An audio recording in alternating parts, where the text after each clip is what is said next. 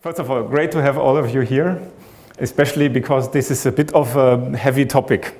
But it's one of the topics where you can really feel there is quite some momentum in the industry, and there's a number of people starting to look into this one. And the base is basically that, okay, Scrum, Kanban, the Agile practices and so on, they are starting to be a commodity.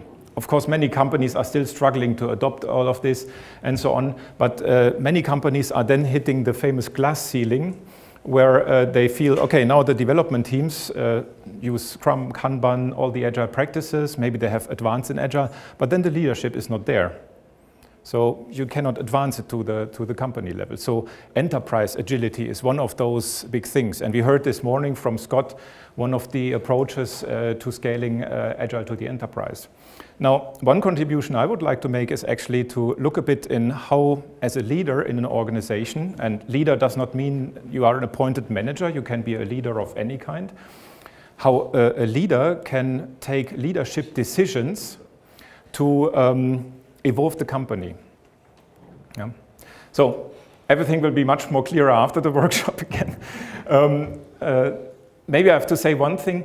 I'm actually a member of a team that is sponsored by the Agile Alliance.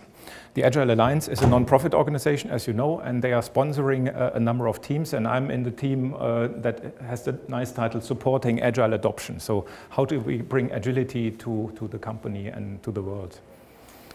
So I'm really happy to be here. First time in Bosnia. I'm very excited about this one. And of course, also I would like to thank all the sponsors, because I mean, money really rules the world still. And they have all made this happen, and the Agile Alliance is also there. So, to get you into the thinking, actually, how this tool came up, and this tool is an emergent result of our organization, actually. It was not that somebody said, no, we need a tool for this. It was more like slowly coming out of the organization. And the whole thing started actually with that question here. Why did our Agile transition succeed? Okay, I'm a member of a 2,000 people unit that had an Agile transition in 2009, 2010.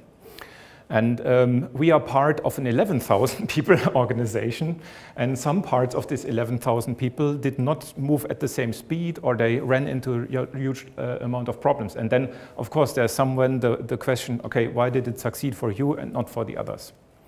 So sometimes it's good in retrospective to not ask the negative question, why did it not work and how can we fix it, but also why did it work? Actually a very good, powerful question as well. So, to understand this, how did this transition go? It started actually with us being dissatisfied with our practices and processes. Yeah, usually that's a traditional thing. Somehow all your deliveries are missed. You never deliver on time, never have the right scope. You're running out of cost, all these kind of things. And usually what we have done in the past was this one, okay, we need to look into our practices and processes. Okay. Then, looking into this one, we understood another thing. Okay, we had in the past a system management department that was doing the early phases, so like requirements capturing and high-level modeling of the software architecture. And then we had a development department that took the model from the system managers, and they were putting this into code. And then was an integration and verification department that was doing the integration and verification, the testing. And then there was a deployment department doing the deployment to the customer. And each of these departments had optimized the whole thing, practices and processes, up to the absolute end. I mean, they couldn't see how else they could evolve it even further. So we understood in this process at the start of the transition, okay, we are optimizing in the silos, and the next step will really be that we start looking end to end across the whole chain. So our silos, and actually we made this even a bit broader, our structures, our organization structure, all this needs to support the way we want to work. And then, and I'm very, very ashamed about saying this, but I will confess it only to you, it took us 9 months until we discovered another thing. And that's this one. Oh, shit. There's people actually who are executing these practices and processes, and there's people who are working in these structures. Oh my God, okay. Okay, at least we came across it and we have found it. But those three were the dimensions we understood. We need to work on all those three, because if people don't like what we are now doing here or there, then it will not fly. So how can we start involving people and all these kind of things? This is a presentation of its own, so I go straight to the result. The result was that on the practices and process side, we did introduce Scrum and Kanban and some practices about uncertainty management. On the structure side, we built a totally new organization. There are new roles like product owner, Scrum Master, coaches, and so on. And of course, we built a new governance system. How do we steer the whole thing? And then on the people side, we identified something we called at that time wanted culture. We defined what is the leadership mindset we want to see in the organization. And we were actually starting recruitment of leaders, because one beautiful, you can see it from different perspectives, but with having a new organization, you throw all puzzle pieces up. I remember in the preparation phase of the transition, one time my boss said, okay, you leaders in my leadership team, none of you will have your position next year. You will all have to reapply. And that really is a mind cleaner, I can tell you. Immediately the politics stopped. Yeah? So this new organization led to that we can recruit new leaders. And with the new leaders, you can also then think, okay, this is what we are after, this kind of leaders. And when you have the right kind of leaders, you have built something that can be successful at the end. So that was, in a very short, abbreviated way, how our transition worked and why it was, I think, quite successful. Okay, so interesting thing. Somehow, now thinking about why was this successful, we have addressed this whole or whatever system. We have a system that consists of people maybe, and there's practices and processes and structures. So somehow we addressed all these dimensions. And that was the insight where we thought, okay, maybe if we have done that, could we actually manage and lead the organization or the company as a system? What does that tell us? This is a totally new thought. And then we thought, okay, let's look what have others done. It's always good. Usually you don't have to start from scratch. Sometimes things are tens of years old. And so we started our journey from systems thinking to complex adaptive systems. So what is it? One inspiration, and I can recommend you to do that, to read that book, is the book from Peter Senge, The Fifth Discipline. I think, who said it this morning? I think Michael Leber was referring to it as well. So he's talking about the learning organization. And the learning organization, how can an organization be a continuously learning one? It starts with learning individuals. And learning individuals means people need to have personal mastery. What does that mean? Personal mastery is that you, for yourself, you are able to understand yourself, your own needs, your abilities, where you want to go, where you come from, all these kind of things, and you're able to master this. Yeah? So you yourself are able to take a journey and continuously learn, also growing as a human being. Then when you have the personal mastery, you also need to be aware of mental models. What are mental models? Anybody knows that? Never heard it?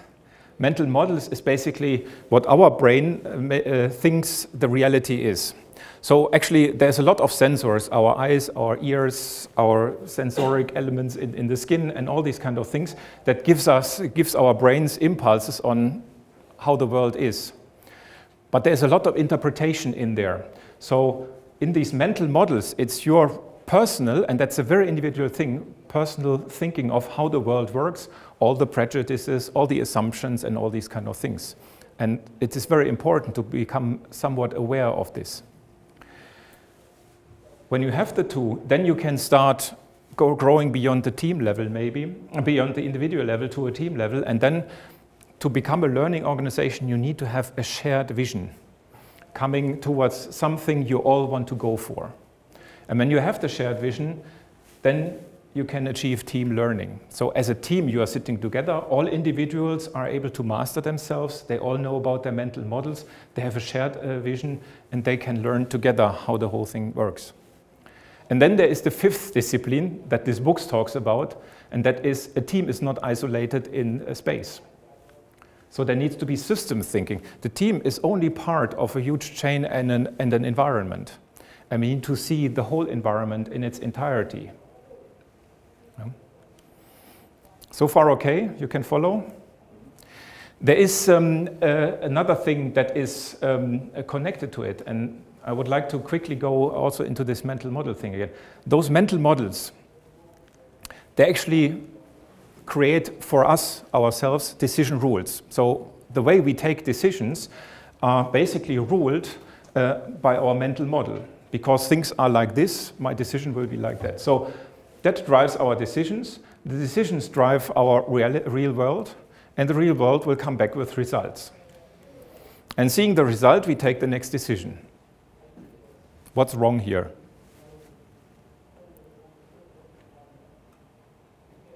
Rules never get changed. Rules never get changed? Yeah, if you're unaware of your mental model, you can run happily around in cycles here, all the time wondering, why is it not improving? I'm all the time taking the seemingly right decisions, but you're running in circles. So a good hint is when you run in circles, you're trying and trying and trying, and it doesn't change, then probably it's time to do this, to start thinking about your mental model. Something must be wrong with my view how the world really works. Okay, so that's this one. Nice book, really interesting and inspiring things, at least to me. So this is a bit about systems thinking. Then the next step behind system thinking is actually this one, and we heard about this one also, I think, in the morning. There's a guy whose name is Dave Snowden. He has written in 2007 an article in the Harvard Business Review where he was introducing and suggesting the Cynefin framework. It's a Welsh word. It means place or something like this. Don't ask me, my Welsh is not very good. Actually, it's not existing. And what he was actually doing is, this is a model for making sense. So you look at your environment, the situation you're in, the thing you're confronted with, and you think, what is it? So it can be, for example, a simple context, a simple problem. And simple means, you know exactly, if I do this, this will be the outcome. Cause and effect, very clear line between. How do you manage this from a leadership perspective or from a management perspective? Yeah, it's simple. So you sense, you look at this thing, you immediately can make sense out, you can derive the facts, you just see the facts. Then you can say, it's this kind of thing, so I know exactly the response. I know exactly what to do.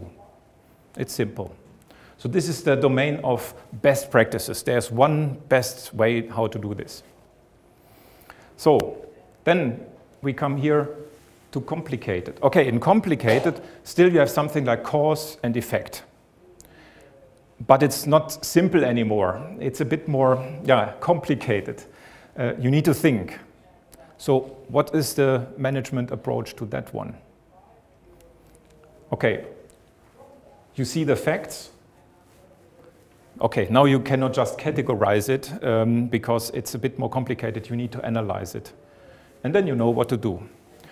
Okay, because it's complicated, there's also not the one best practice. There's maybe many ways how to do this in a good way. So this is the domain of good practices. Okay. Now it comes to the spooky part of the thing. So now we come into the world of complex. So somehow something changes in the relation between cause and effect. And in this here, in this domain here, cause and effect can be understood, but only looking backwards in time. You could have not predicted the outcome. You can only look back and say, because that happened then, this was the consequence, and that is why we are here today. So this is the complex domain. How to lead or manage that one. Yeah, and there the engineer's wisdom stops, because engineers, I'm an engineer, so I'm maybe one of you. I was educated all my life for analysis, so I love this part here. Sometimes analysis doesn't work because we are in a complex domain. So what we actually have to do is, and that's Dave Snowden's proposal, probe, sense, respond. So we cannot just see the facts. We need to look into the system and try to listen to what is it about? What do we see? And for example, you hear the narratives, as Dave calls it. So you listen to the interactions between people. How are conversations going? What are the coffee corner talks? All these kind of things. You listen into that one. You try to derive facts from it. Sometimes you have also employee surveys and those kind of things. They are in this domain. Yeah? You try to derive the facts. And then when you see the facts, you say, okay, then I try this to the system. But you can never be sure that your response will yield the result you are absolutely after, because cause and effect can only be looked backwards. So you need to make experiments. Your response is always an experiment. So here is the domain of immersion practice. Something comes out of the system. You feel maybe helpless in the beginning, but this is normal, simply. Yeah? The practice emerges, and you need to walk always from there. Look at it again, try to make facts out of this one, and so on. And then last but not least, this is the chaotic, so cause effect. What do you do there? Cry. Okay, there you just act. Move somewhere and see whether it's better than before. Yeah? So you do something, and you see how and that is actually the area of novel practice. So chaos is nothing we have to avoid all the time. Chaos is one of the things that are sometimes desirable. No. Then in the middle of the model, we have something that is called disorder. That's actually the place where you could be when you are confronted with a situation and you cannot decide, okay, what domain am I in? Yeah. And this is one of those dangerous things, because then usually you have a bias. As an engineer, I have a bias towards analysis, and yeah, then I might end up in this corner, although the problem is here or there. Yeah. So I think it's a very inspiring and good model to understand there is different leadership or management approaches to the whole thing. So, and that is what is meant with managing complex adaptive systems. And actually a company is a complex adaptive system, right? Or are your colleagues predictable? Nothing is predictable. There are so many human interactions, so many people, and so many environmental things that are changing all the time, that you are in a complex system. Traditional management approaches think we can do it all with analysis. That's how all these processes, governance structures, and all those kinds of things came up. Yeah? So, but what we have to understand is that this is not the response. We need to work like this. All right. You're still with me? You don't have to say yes if you are not, then speak up.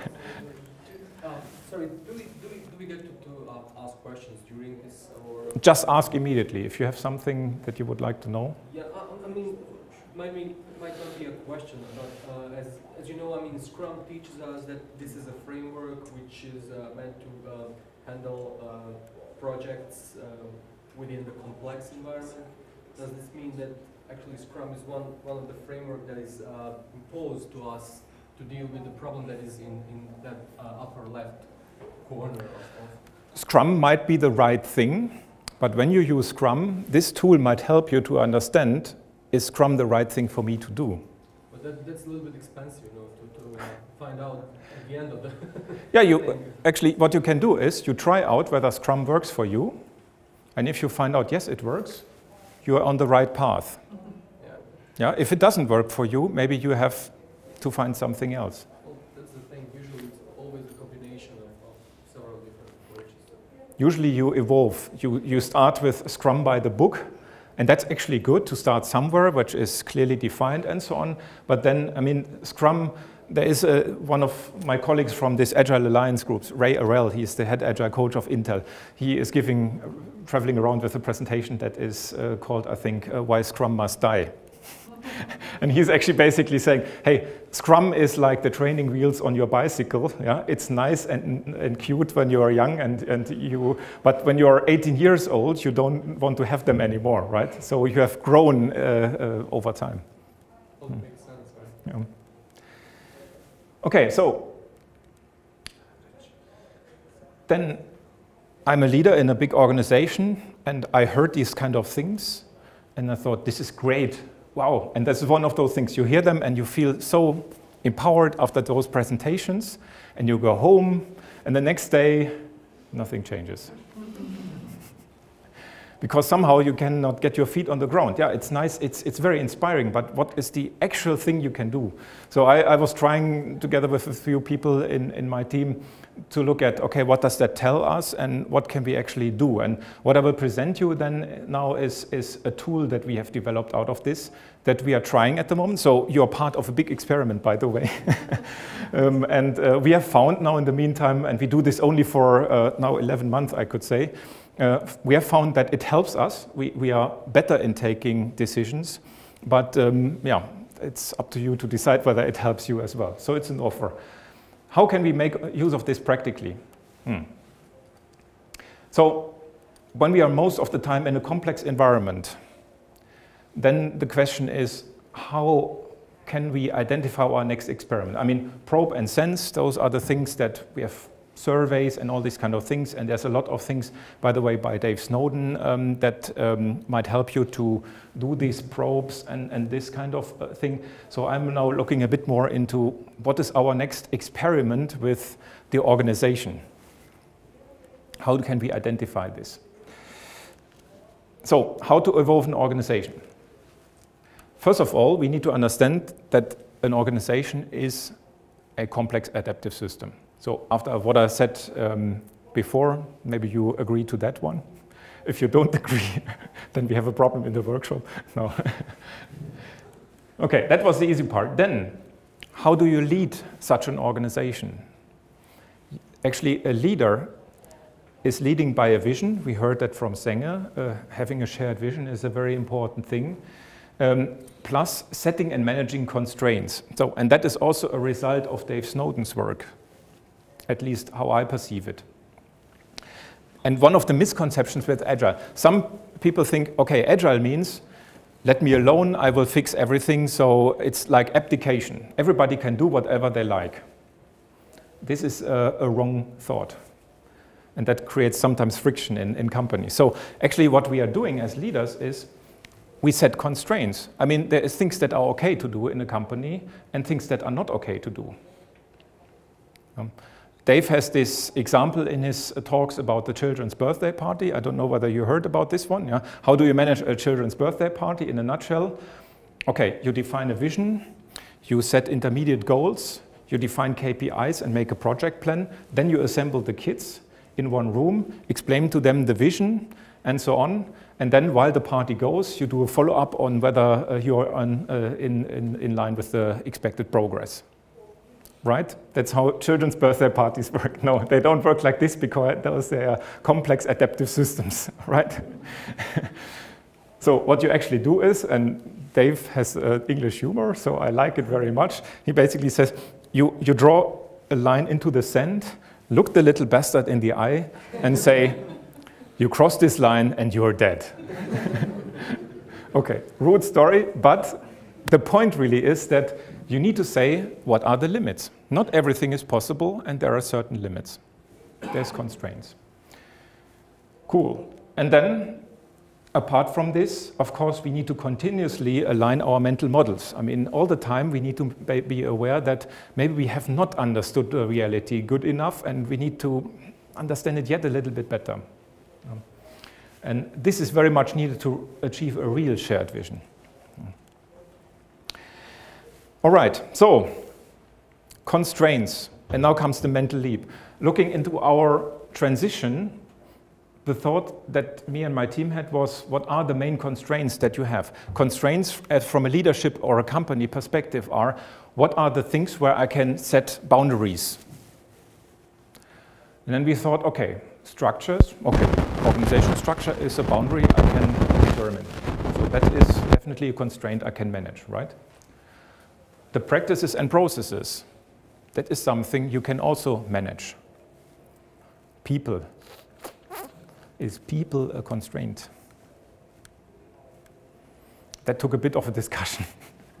And actually, people we split up into two things you can manage. Behavior and capabilities we came up with. Behavior you can manage because you can say, hey, I saw you doing this. I didn't like it because of blah, blah, blah. Or so you have feedback and those kind of mechanisms to give people the feedback whether a behavior is okay or not okay. Yeah? So that is a constraint that you can manage. And capabilities, of course. What are people able to do? So you can educate them, you can coach them, and all these kind of things. So that was what we came across when it comes to people and what kind of constraints we could put around it. What we need to understand is they are all interconnected. There's interdependencies. When you change the structure, an organizational structure, and that's an experience that probably many of us had, it starts changing behavior of people. And sometimes the mindset of people starts to affect the processes, or maybe also the structures. Yeah, so they are all interconnected. When you turn something here, something else will start to change as well. So the basic procedure then is, okay, you see your emergent results. Yeah? Your company is going, your organization is going, things are happening, and you observe these emerging system outcomes. What people talk about each other, the interactions, the observations that you have, maybe some measurements, things like this. From that one, you build hypothesis. Sorry for that. You build a hypothesis. On how the system works. This is this mental model thing. So what we have seen, is this in line with what we think how the organization works, and what do we make out of this? You have a discussion in a team, and having this discussion in a team starts to have interaction, and you align the mental models. And when you have done that, you can say, okay, now I decide what changes I want to do towards the constraints. So what is our next experiment driving us to our shared vision? So how the tool looks like is, you take a wall, a piece of paper, or whatever you like, and you put the 4 constraints into the corners. And those arrows are just indicating they're interdependent. Never forget that. If I do something here, something in the other 3 parts as well. And into the middle, you write down your vision or your desired state. That's what I want to go for. And then you start thinking, okay, if I want to get here, what kind of behaviors are needed? What wanted behaviors are there? Or maybe what unwanted behaviors are there that will drive me towards or away from this? And when I have it, then I can also think, okay, wait, what capabilities are needed? What processes are needed to get there? And what structures are needed to help us going there? Or what processes would support actually that wanted behavior? Because a wanted behavior, very often it's so, I cannot go to somebody and say, okay, and from tomorrow onwards, I expect you to behave like that and that. Then nothing changes. It only starts changing when you start using different processes. For example, Agile is more than a process, right? When you introduce Scrum, you introduce a process. Okay, but if nothing changes on the behavior side or on the governance side, for example, then Scrum will stay Scrum but not become Agile. Because Agile is very much a mindset thing accompanied by behavior. But Scrum, the practices, they support certain behaviors. Interaction between people, retrospectives, all these kind of things. In that sense, Scrum is a very positive and good thing if your goal is to become an Agile company.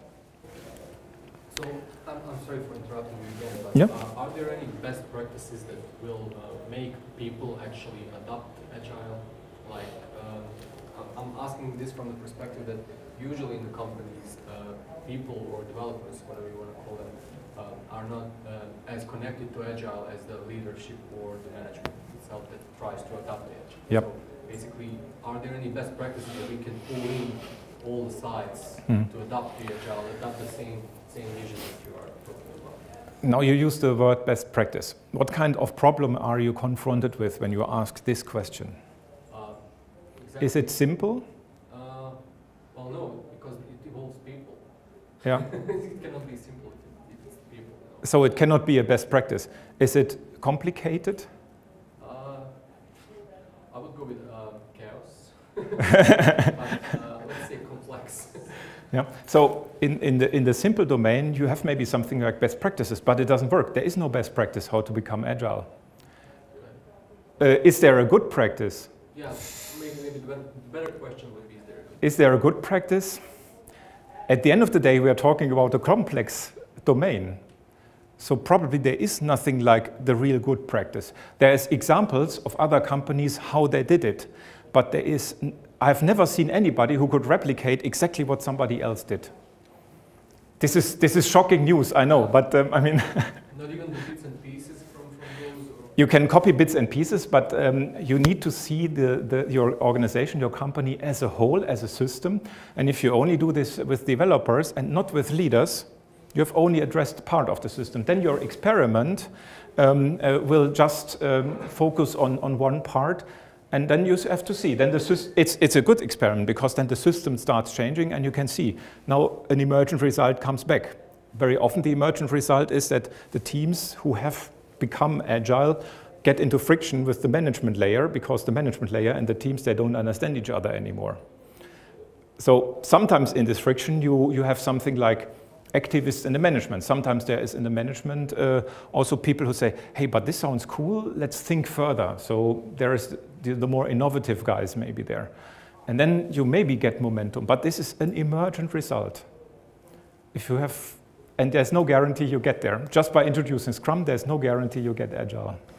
Yeah, so nothing like changing the process will guarantee that we will change the behavior as well. So that's just like assumption, right? I have examples where this has actually happened, and we will come to that later on. Mm. Thank you. Yeah. But this is not easy, but it's a totally different way of looking at the whole situation. Because if you all the time try to find a good practice, how to move to agility, how to change culture, there is nothing like this. And then the question is, in which domain, what kind of things do you want to do? So, looking now into a bit deeper into this one, these are water lines, and there's something above and below the water line. So above the water line here in the behavior, okay, you have the observable behavior. But below the water line is things like minds and attitude, and maybe values. Can you go, and I have seen this, Ericsson, by the way, we have company values. Respect, professionalism, perseverance. Those are our company values. Can I go to somebody and say, and from tomorrow onwards, your value is professionalism? No. How can you steer this? You can only steer it via feedback talks. You say, okay, this was not a professional behavior, and therefore, yeah, that's how you can do this. So there is something above and below the waterline. On the capability side, you have maybe competence, you have the skills that people have, you have maybe number of people or equipment that you need to do your job. But there's also something like hidden talent. So some people have a talent that might be very good for the company, but you can't see it. On the process side, you have processes, practices, you have maybe tools you can put there, but there's also those habits that might change. And on the structure side, you have your organization, your governance, how people are paid, roles, those kind of things. Below the surface, there's these informal networks, the corridor talks and the informal networks. And very often, when you start something here, sometimes you start changing the informal networks, and that's how the company evolves, if this one doesn't change. No. So those are the things that are happening. All right. So far, so good. So now let's try to use it. And actually, now I have to say one thing. Originally, we were offering this kind of this workshop at XP 2014, and we were having this as a 3-hour program. Then for XP 2014, it was shrinking to 2 hours, and today we have 1.5. So it's an experiment. Let's see how far we get. Important is to cut a bit time. I have chosen one topic. And in the other workshops, we had it free. Let's see how fast and how far we get. So our goal will be to deal with uncertainty, because that's at the core of agility, right? So I thought we maybe try to do that. As an introduction, what does dealing with uncertainty mean? Very quick one. How do classic projects run? Okay, you have maybe a product management and a development project. The product management throws a scope at the product development, and there's some project manager who is starting to plan. Okay, if I have this kind of stuff, then I need this and this and this. And actually, when this is said, then of course already they always say two things. I want this until this point in time. So this date is already fixed at this point in time. So what do? We plan the studies, the milestones, the tests. This is waterfall. That's why this is not good. Development is overlapping with tests, so we are doing some compromises just to fix this date. So, okay, but we are feeling fine. What happens next? Okay, changes come in. You start replanning. You start squeezing. Now already you see one thing. The test will not be finished until delivery to the customer. So you make compromises, but you're still somewhat confident that it's good enough until this point in time, and it's just this little bit that we do afterwards, but it will not harm.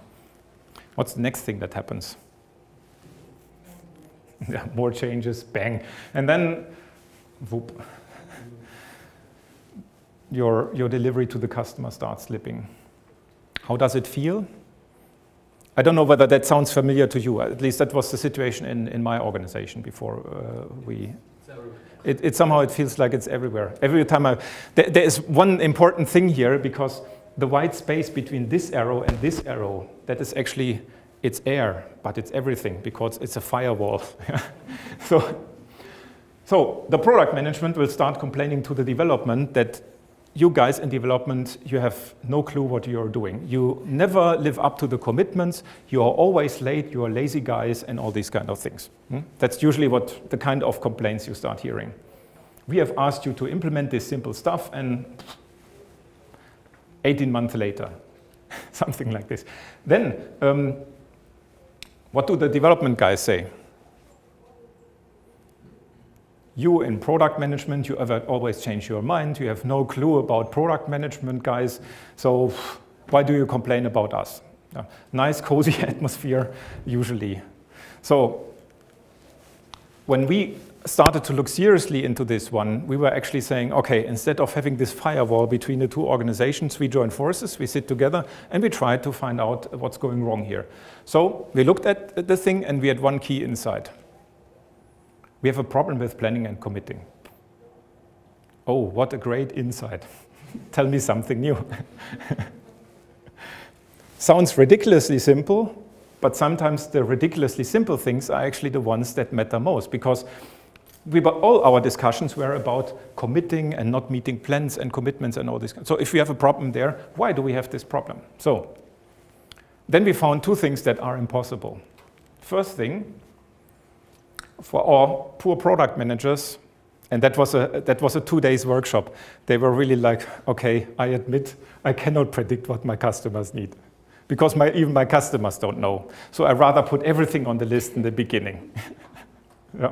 That's a bit the situation they're in. Okay, we feel sorry for you, but actually we are a big family, because on the development side, for us, it's totally impossible to correctly predict how long it will take us to develop this thing. It's a totally new thing. We have never done this functionality before.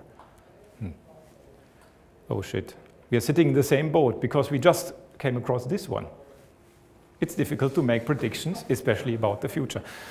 Type it into Google, try to find out who said it first. Albert Einstein, Niels Bohr. Hey, come on, we have found reality. So it's a law of nature. Yeah. So, and that was for us the trigger into our Agile journey, because we didn't say we want to go Agile. We saw this one and we said, yeah, okay, we need to shift our mindset. We need to accept that uncertainty is all the time there, because this is nature. We are human beings. We are part of nature. And that means we need to embrace change. Instead of fighting change, complaining to each other, we had change request processes. Fantastic thing to defend ourselves from changes from outside. So we made it extra complicated and very administrative. And we had something like 300 per project. Enormous effort. So instead of fighting it, we rather have to embrace change. So this is now introduction, and now when we start using the tool, we put deal with uncertainty to the center and start thinking, okay, what can we do? So now, first part. Now I think there's only 2 persons here, so you maybe need to join forces with the guys over there in the corner. Teams, 5 to 7 people, 15 minutes. Maybe you please think about desired behaviors and undesired behaviors that guide you towards dealing with uncertainty. Clear? Just list behaviors. Wanted or unwanted behaviors. So what behaviors will help you dealing with uncertainty, and what behaviors will not help you dealing with uncertainty?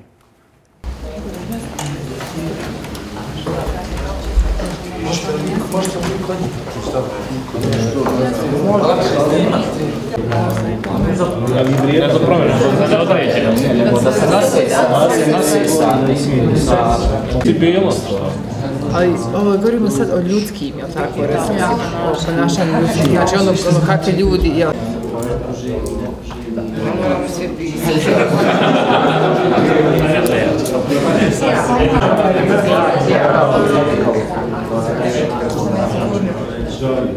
Sljedeći kamera nas snima. Optužuje. Blame game.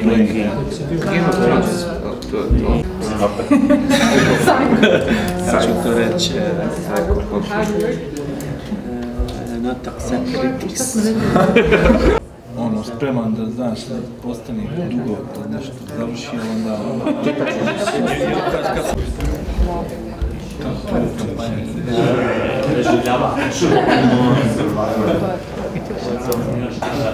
Da.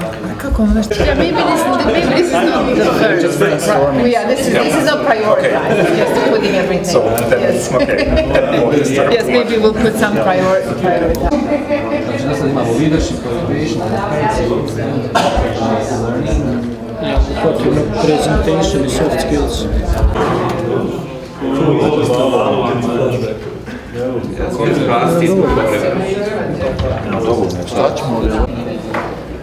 Ready to learn.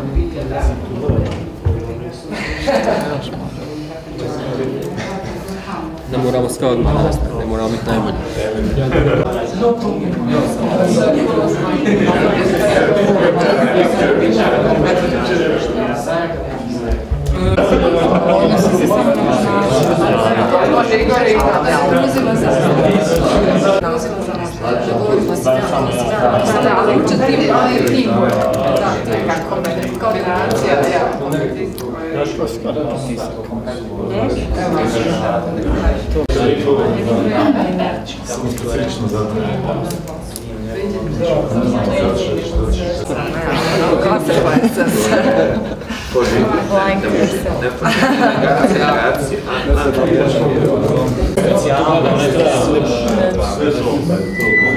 Pa to je ovo.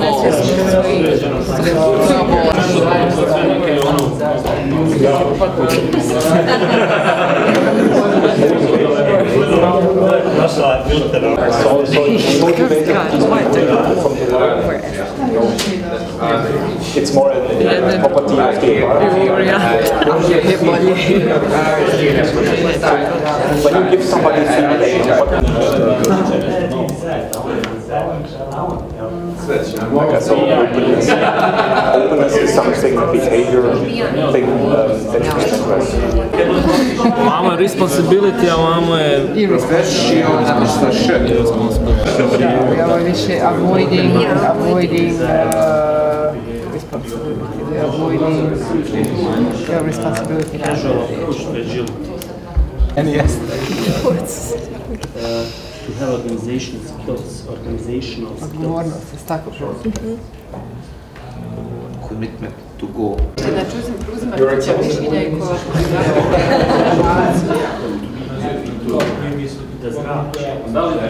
to smo rekli require from a competence, and from that point of view, what does Scrum require from an organizational governance point of view? Just as an example.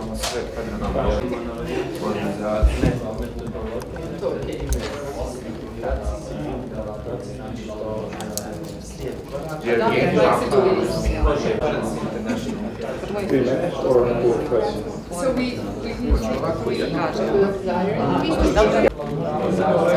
and when you on the way find out that maybe when you're missing a behavior, then just add it. Yeah.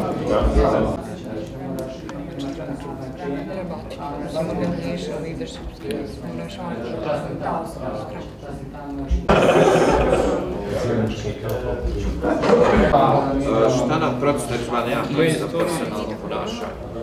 Ništa. Manje se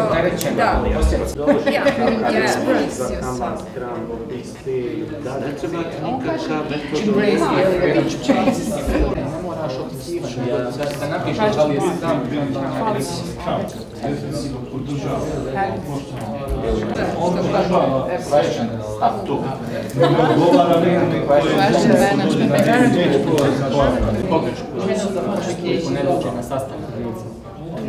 How to share that? Održava svaki dan tačno na određenom mjestu i na određenom vrijeme da bi dan sad. Ukoliko neko ne dođe na taj sastanak, mora se ima put kako. Scrum je više tako da stvori nekako opuštenu, malo opušteniju atmosferu. I would recommend that at least to good practice that I have found to go through all the behaviors and think how they reflect and support the three elements. That process for adaptive process support.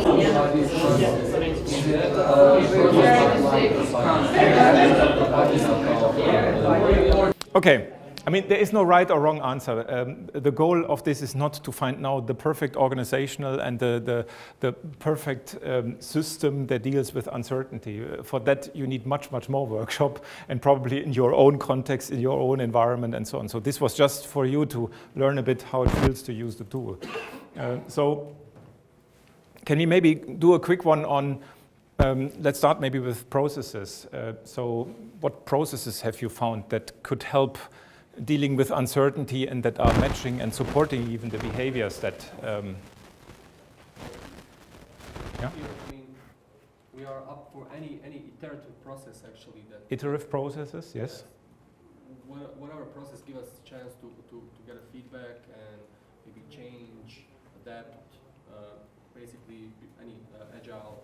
Yeah. Excellent, because if uncertainty is there, you need to be prepared to change direction at any point in time.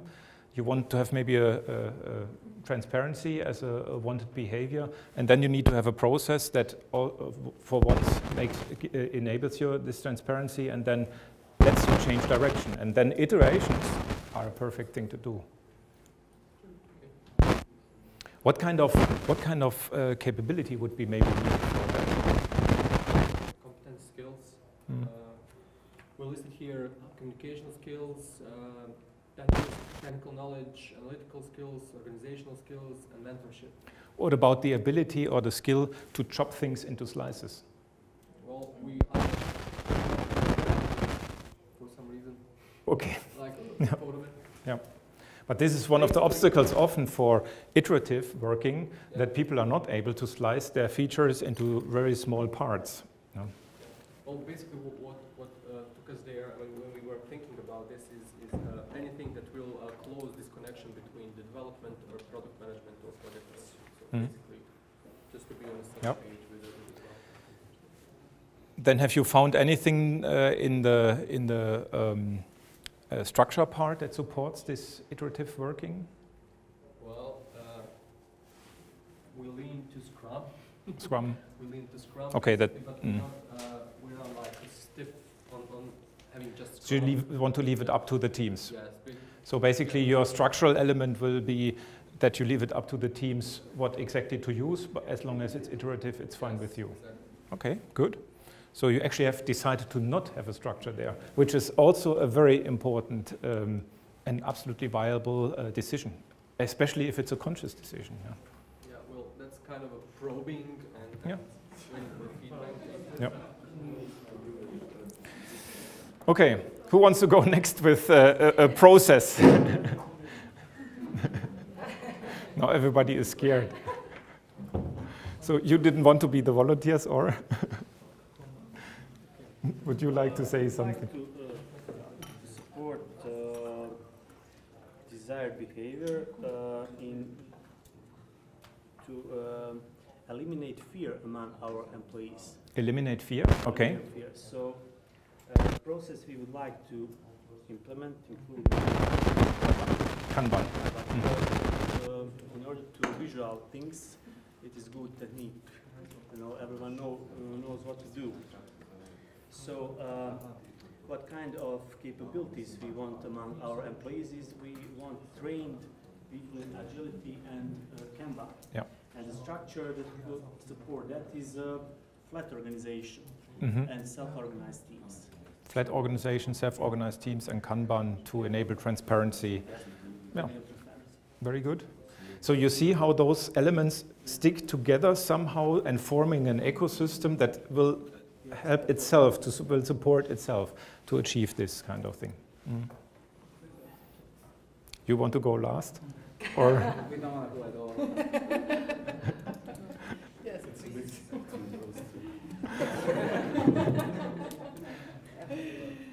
Well, I don't know. Are we still? What are we reporting on? You're shy. Maybe we have some processes we can, I guess, say for. Maybe I found the same like the others. That's of course also okay. I mean, is there anything new or other thing that you have come across here in the discussion? Yeah, we have a problem with structure. You have a problem with structure. Yeah, but maybe for creativity, some of the processes. Creativity, okay. Yeah. Time to experiment, freedom to fail, and freedom to change things. And then, so your processes will give you time to experiment. Yes, yes, yes, yes. Or some kind of that element is built into the process. Yes, yes. And that's also, instead of just saying, okay, we go Scrum or Kanban or something like this, you can also say, I don't care what kind of process this is, as long as it fulfills these criteria. And then also freedom to fail. Freedom to fail, yes. Yeah. At least sometimes. Safe to fail or fail? Sorry? Fail safe or? Yes, yes. And then communication processes actually are very important. Communication. Processes, meaning newsletters and reporting things, or? But also, you know, sharing what we discovered, sharing. outcomes and So if you do sharing, what kind of, now I help you a bit with the organization, how could sharing, communities of practice maybe, would be a structural thing you could do for fostering sharing? Yeah. Excellent. Okay, what about you? So maybe just some things that we can add to it. And I see that nobody mentioned it. It's team building. When team you building? Have uncertainty, it's good to feel as part as a team. And it's much easier to go through changes and everything if you're part of a team and if you're not alone. That also enables you to have not this you and me and having Yes. this kind of conflicts. If you're in one team, you cannot complain so easily about each other. Then we also, I think somebody else also mentioned that feedback. Feedback, yeah. It's very important to give feedback, but then you have to have some kind of a structure so that somebody is tracking the progress of the people and can provide them assistance in dealing with uncertainty and with the changes and help them to go. And how could that structure look like? Did you come across a good idea how to do that? I believe it's, you have to have some kind of a leader. It's not a real leader. Like he's telling everybody what to do, but somebody that's there for you. Yeah. And maybe somebody from human resources that can provide you assistance with. Yeah. Yeah. That would be it. And retrospective. Yeah, See, retrospectives, very powerful really process. See what you can change, what was good, and what everybody thinks about it. Yeah. Okay, very good. then, to move a bit on, very quickly I want to share with you what has happened in my own organization when it comes to concretely this topic. And now this is scary maybe because you did not have that much time. We have now a journey over 4 years on this one, so this is after 4 years. Yeah. So how this whole thing evolved. So what we said is when we want to manage uncertainty, one of the wanted behaviors is that we simply accept that uncertainty is always there and not put our head into the sands. Yeah, very straightforward, but I mean, very essential. So if we want to have that people don't look away from uncertainty, because usually people are afraid of it and they just ignore it. It feels much better and have the problem later. No, have the problem now. What would we need? Yeah, maybe we need a process actually that makes this uncertainty visible. So we have actually invented the process where we show not one delivery date, but 2, a minimum and a maximum, and we show a range. Immediately, the fear is gone from the whole thing because teams say, okay, we will stay within the range. In the worst case, it will be here. In the best case, it's there. But it could be, for example, a very long and big range in the beginning, and we iteratively, over time, shrink it down. So, but the essence is, when we make uncertainty visible, you cannot ignore it because it's there. You cannot look away. Okay, you can look away if it's only visible to few people. So probably we need to adapt our communication structure. So for example, we could show and discuss uncertainty in some governance meetings. So that could be a structural element. So what we have done is in our governance meetings, we show uncertainty and we discuss what can we do. Then you start discussing this one, and it can happen that somebody expected this, but now gets that. Yeah? So there might be a discrepancy between the expectation and what's actually happening. So there will be surprises, hopefully some positive, but unfortunately there are sometimes also negative surprises. But from a behavior point of view, if negative surprises happen, we want to see constructive reactions. Yeah? Traditionally, what I have seen in many organizations is that surprises happen, deadline slip or some unforeseen thing happens, your deadline slips, and now a manager or somebody who sees this is just saying this is totally unacceptable. Now you need to work the weekends and the evenings to catch up and all these kind of things. Will this motivate people to be transparent next time? Not necessarily. So that's why this is so important, and that's a thing to the leaders. Yeah. So then to be able to react constructively on surprises, we need to build certain capabilities. So we need to get to the capability that we manage expectations. Yeah? Anticipate expectations. So if I say this, what kind of expectation might arise at the other side? And also address these expectations. And we need to develop the capability to translate this uncertainty into realistic expectations. Example, when we, for example, say now, okay, this functionality will be ready between April and October. And the guy who's dealing with the customer says, but we need it in June. Then we see, okay, this is the uncertainty range. He wants to have it in June, but there is a risk that it slips into September, October. What do we do? Do we lean out of the window and create the expectation on the customer side that it will be there at the desired time or not? So these kind of things you consciously manage. Yeah. And then you do a number of other things, like iterative development, to have fast feedback loops that help you understanding, am I on the right track? Is it going into the right direction? You have distributed planning on different levels. So planning is not a task of one single person, a project manager somewhere, but totally distributed over the Scrum teams, the portfolio managers, and whatever.